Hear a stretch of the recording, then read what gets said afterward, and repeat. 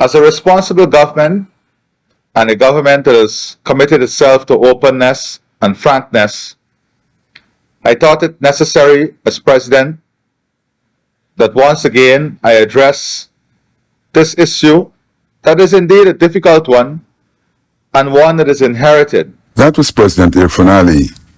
Statements by former Minister David Patterson had said otherwise on numerous occasions. President Ali said that there is a plan to maintain an electricity supply. The issues facing GPL are multifaceted. First of all, in 2020, we inherited a system that lacked maintenance. Resources was not spent on the maintenance of the transmission. The transmission system itself was not expanded for the projected demand. The distribution network also had limited maintenance.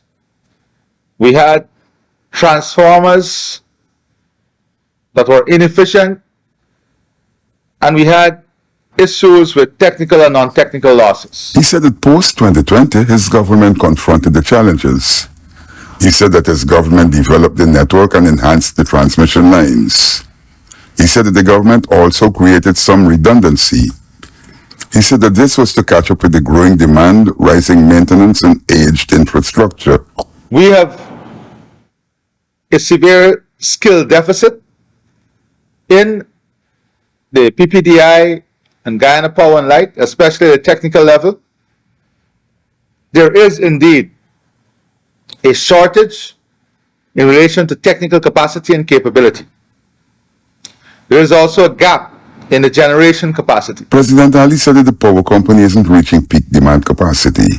Further, the deficit is widening because of the growth. There is no redundancy in the system.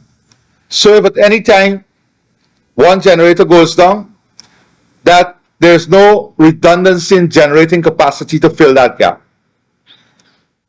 So it means that a community or communities will be out of power.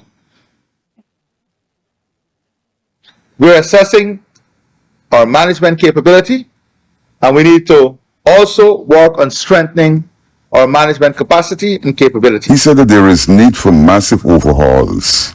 Tremendous investment is needed across the network, particularly in the distribution system. That is why we're already in discussions with UKEF and other stakeholders to see how we can accelerate the investment in those transmission lines and distribution lines.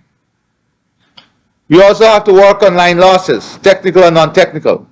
Whilst the corporation is working on the technical aspect of it, and non-technical, which includes stealing of electricity and these things. He said that the infrastructure development is also compromising the system. We have to move network whilst we're building out the infrastructure. So it's a multifaceted and complex issue. But we own this issue, and we have to, and we're working to ensure that very soon, the reliability that we want would be achieved. President Ali said that the fuel cost is very high.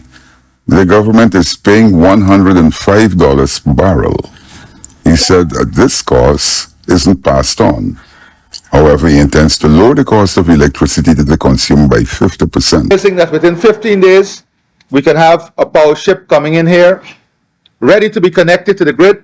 So the next 14 days, we're working on ensuring that all the infrastructure is in place to accept that power, more than 35 megawatt.